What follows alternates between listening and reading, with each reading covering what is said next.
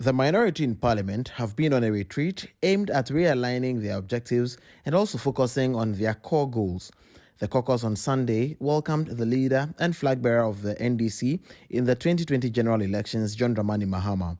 In his address to the group, he commended them for their resolve to ensure accountable governance by adequately scrutinizing the Nana-led administration. Mr. Mahama praised the caucus, saying, in the face of intensified efforts by the NPP to whittle down their numbers using what he described as bizarre judicial processes, the NDC have remained firm in the performance of their functions in Parliament. The very first day, therefore, your work has been cut out for you. On the evidence of what we have seen so far, you've done what is within your power to shield Ghanaians against some draconian and very poor policy choices of the Akufo-Addo administration. You stood firmly and pushed back against blatant abuse of parliamentary rules and standing orders. Sometimes deploying unorthodox methods, you have held a marauding government that has viewed itself as invincible and that treats Ghanaians with contempt. The Akufo-Addo administration has intensified its efforts to whittle down your numbers. It has not shied away from using bizarre judicial processes to achieve this objective.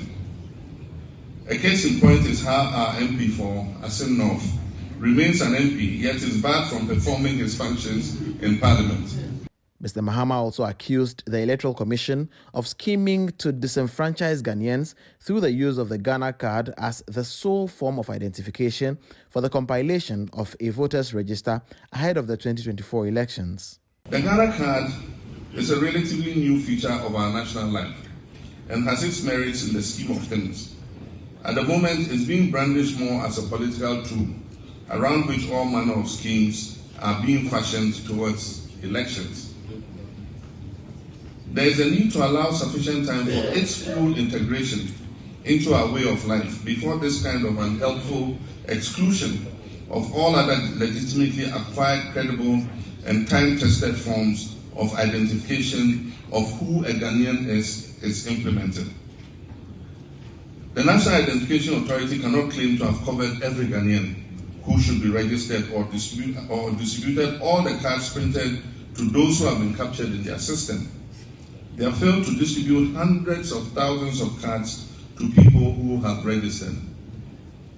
Until full and total coverage is achieved in the rollout of the Ghana card, room must be provided for those who have yet to be served to exercise their democratic rights of voting. The minority leader Haruna Idrisu, in an interaction with the media, said they will only agree to the EC's move to use the Ghana card as sole and only form of identification only if the NIA opens the registration app and ensures that all Ghanaians qualified in voting are provided with the Ghana card.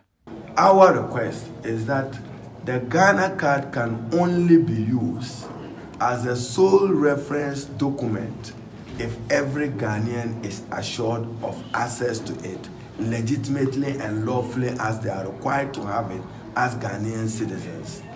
We fear that they will disenfranchise a number of Ghanaians, which is a legitimate and guaranteed constitutional right under Article 42, and we would not find that acceptable.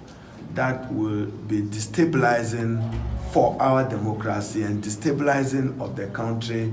Any attempt to deny any legitimate qualified Ghanaian voter the opportunity to get onto the electoral roll and to exercise the right to vote.